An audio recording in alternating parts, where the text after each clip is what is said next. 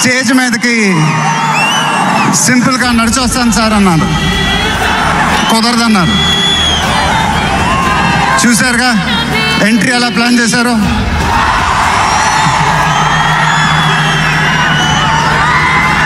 సరే సార్, సింపుల్గా నా స్టైల్లో ఒక బులుగు చొక్కా వేసుకొని ఈవెంట్కి వస్తాను.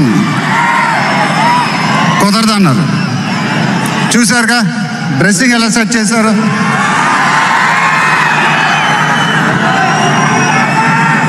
అదేంటండి గుండీలు లేవు, ఒక 2-3 బటన్స్ అని ఇవ్వండి అన్నాను. కుదరదన్నారు. స్టైల్ ఇంతేనమ్మా అంట. ఇంకా నయం, చొక్కా లేకుండా రమ్మన్లా.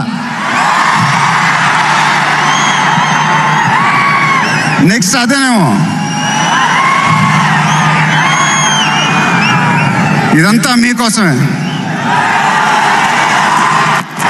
మీరందరూ ఓపిక మమ్మల్ని సపోర్ట్ చేసినందుకు thank you very much. Update update అని అడిగారుగా, ఎలా ఉంది అప్డేట్?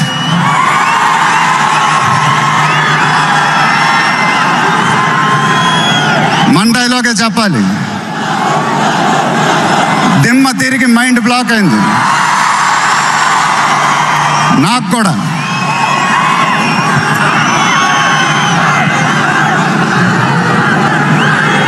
నాన్నగారంటే నాకెంత ఇష్టమో మీ అందరికీ తెలుసు.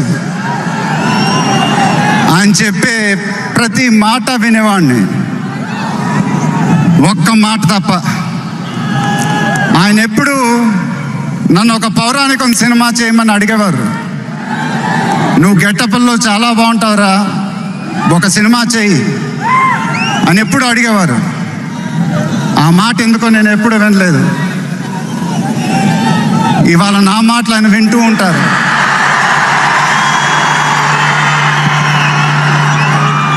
ఆయన ఆశీస్సులు ఎప్పుడూ మనతోనే ఉంటాయి. ఇది నా డ్రీమ్ ప్రాజెక్ట్.